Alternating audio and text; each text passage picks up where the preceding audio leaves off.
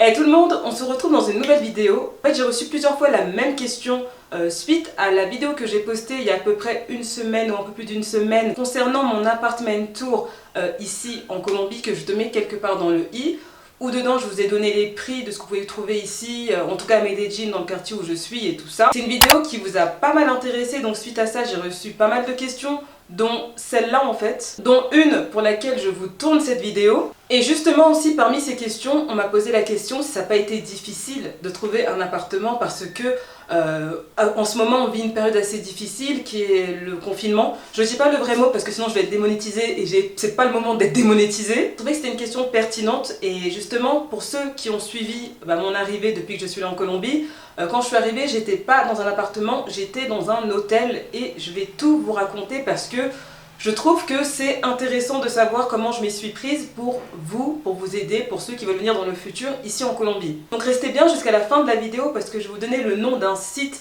qui va vous sauver la vie, si je peux dire ça comme ça. Un site qui va tout record au niveau des prix, donc restez bien jusqu'à la fin de la vidéo. Je vais séparer la vidéo en plusieurs parties pour terminer en répondant à cette fameuse question.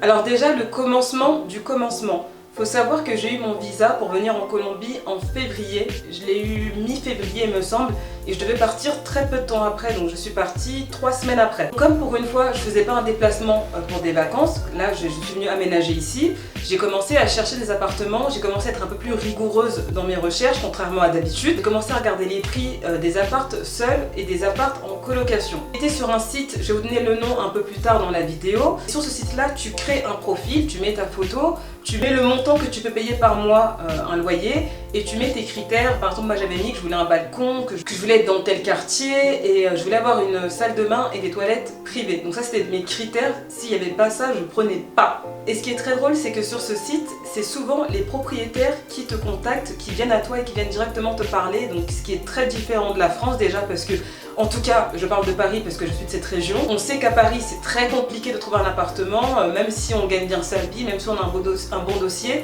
c'est très compliqué et c'est pas un proprio qui va venir te démarcher. C'est à toi d'aller démarcher les gens. Limite, vous êtes 30 sur le même appartement.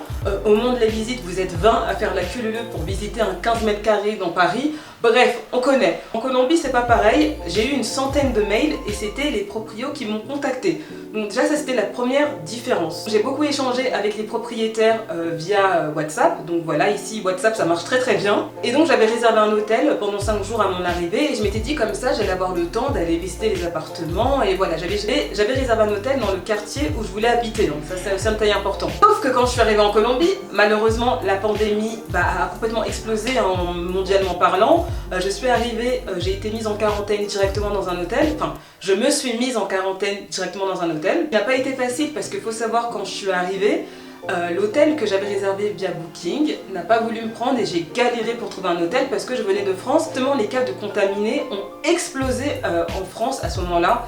Et donc ça a été très compliqué pour moi de me loger. Donc j'ai finalement trouvé un hôtel dans lequel je suis restée confinée pendant je crois 8 jours. Ensuite l'hôtel a dû fermer parce que tout le monde rentrait chez soi en fait. Il n'y avait plus d'étrangers dans le pays, enfin pas dans le pays mais en tout cas dans l'hôtel. Dans l'hôtel on n'était que deux, il y avait un Italien et il y avait moi. Donc c'était très compliqué. Et après je me suis mise sur des groupes de Facebook de Français en Colombie et je voyais plein de témoignages comme quoi il y en avait qui étaient dans des Airbnb qui se sont fait expulser parce que les voisins ne voulaient pas d'étrangers parce qu'ils avaient peur d'attraper voilà, je vais pas dire le mot sinon je vais être démonétisée. Et donc ça commençait à être très compliqué pour les étrangers ici. Même les hôtels ils voulaient plus nous prendre, les hostels ils voulaient pas nous prendre. Et de toute façon tous les hôtels et les hostels commençaient à fermer en fait. Et même si tu avais un Airbnb, tu n'étais pas à l'abri de te faire expulser du Airbnb parce que tu venais soit d'Europe ou soit d'Asie. Donc moi mon aventure elle a commencé comme ça et je peux vous dire que j'avais très chaud parce que je me suis dit quand je vais sortir de l'hôtel, sachant que l'hôtel dans lequel mon premier hôtel m'a transféré a aussi fermé le jour où je partais. Donc pour vous dire que c'était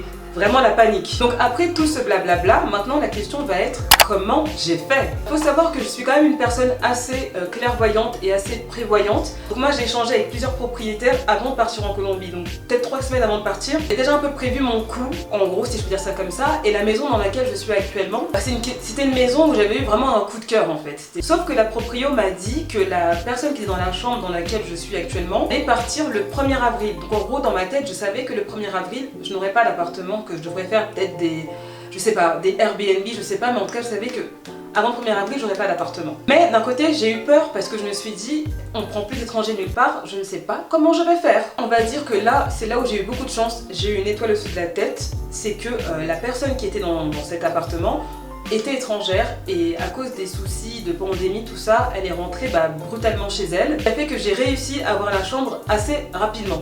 Donc en gros, voilà comment ça s'est passé. Et justement, je parlais avec la propriétaire et je lui expliquais mon cas, que j'étais vraiment dans un cas d'urgence. Et en gros, que si elle me prenait pas, ça allait être très compliqué pour moi ici en fait. Ça allait être vraiment très compliqué. C'est déjà 3 semaines que je parlais avec elle. Bon, elle a compris. Elle m'a dit termine tes 14 jours de quatorzaine dans les hôtels et après tu vas dans mon appartement. Maintenant, je vais répondre à la question, est-ce que c'est facile de trouver un appartement en Colombie? Oui ou non?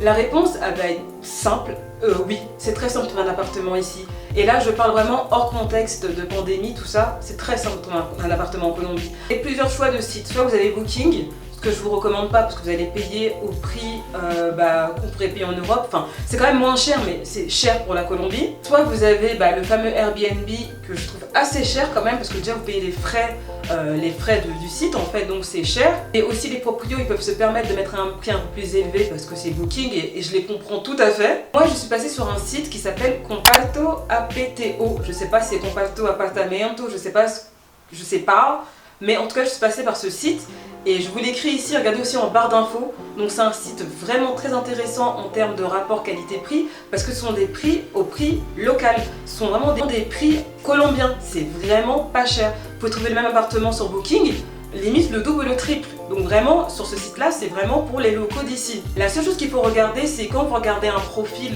d'un appartement, du proprio, il faut regarder combien de temps minimum il demande. Il y en a des fois ils demandent de rester 1 mois minimum, il y en a ils demandent de rester 2 mois minimum, 6 mois minimum et des fois il y a marqué 0 mois. Donc ça veut dire que par exemple si tu veux venir pour 2 semaines, si le proprio a marqué 0 mois minimum, tu peux venir même pour 1 semaine dans son appartement. Faut savoir que c'est très simple de trouver un appartement ici parce que les proprios comme j'ai dit, c'est eux qui vous contactent. Ici il y a beaucoup d'offres, je pense qu'il y a plus d'offres que de demandes contrairement à Paris déjà. Ils te contactent, ils te demandent si l'appartement te plaît, si vous pouvez faire une visite. Et si t'es ok, tu donnes l'argent et puis t'as les clés. En fait voilà, il n'y a pas besoin de signer des papiers, il n'y a pas besoin de faire un contrat, demander combien ton père ou ton arrière-grand-père gagne tous les mois pour que tu puisses avoir un appartement. Ici c'est très simple, à partir du moment où tu as l'argent pour payer tous les mois, tu rentres, tu as l'appartement, c'est simple. On va dire qu'ils sont moins procéduriers, moins administratifs. Après je pense que ça dépend des cas, après je pense que ça dépend des sites. Mais en tout cas pour ce genre de site c'est un peu un PAP, on va dire ça comme ça, c'est un peu l'équivalent de PAP. C'est très simple, à partir du moment où tu as l'argent et que tu donnes l'argent au propriétaire, il donne les clés et puis tu rentres en fait, c'est vraiment très simple et ça va très très vite. Comme j'ai dit, il y a plus d'offres que de demandes, et c'est beaucoup plus rapide de trouver un appartement. Encore une fois, je pense qu'il y a des appartements où tu signes des papiers, tout ça, je pense qu'il y en a, tels que les grandes maisons ou peu importe, mais là je te parle vraiment des petites annonces qu'on voit sur internet. Là il n'y a pas besoin, tu donnes l'argent, tu rentres, tu as les clés et basta. Ici à Medellín, j'ai voulu faire une colocation parce que déjà d'une, j'arrive, je recommence une nouvelle vie. Je connais peut-être 5 personnes à tout casser ici à Medellín. Je voulais rencontrer d'autres personnes, donc je me suis dit que si j'étais en colocation, j'allais rencontrer mes colocs. Et puis si par chance mes colocs sont hispanophones, j'allais aussi pratiquer mon espagnol. Après j'ai envie de dire, dans la vie on sait jamais, je viens d'arriver en Colombie. D'ici 5 mois il y a des choses qui vont changer, ça c'est clair et net. Peut-être que dans 5 mois je vivrai toute seule et que j'aurai envie de vivre toute seule, j'en sais rien, je voudrais ma propre intimité, qui sait. Voilà, j'espère avoir répondu du mieux que je pouvais à vos questions. Donc en gros pour trouver un appartement, ça n'a pas été difficile parce que je me suis prise à l'avance. Je parlais déjà avec la propriétaire depuis un moment et par la grâce du Seigneur, la personne qui occupait la chambre qui devait partir le 1er avril est partie plus tôt à cause de la pandémie, elle est rentrée dans son pays. Donc voilà, ma vidéo touche à sa fin, n'hésite pas à me dire ce que tu en as pensé de la vidéo. Si tu as d'autres conseils pour trouver des appartements en Colombie, n'hésite pas à le dire en commentaire parce qu'il y a des gens qui vont lire les commentaires, donc n'hésite vraiment pas à partager d'autres tips que moi je n'ai pas encore. Si la vidéo t'a plu, n'oublie pas de mettre un petit pouce bleu en l'air. Si tu n'es pas encore abonné à ma chaîne, de t'abonner à ma chaîne et pour toute mon actualité de me suivre sur Instagram. Et en attendant ma prochaine vidéo, je te fais plein de gros bisous. Bye bye.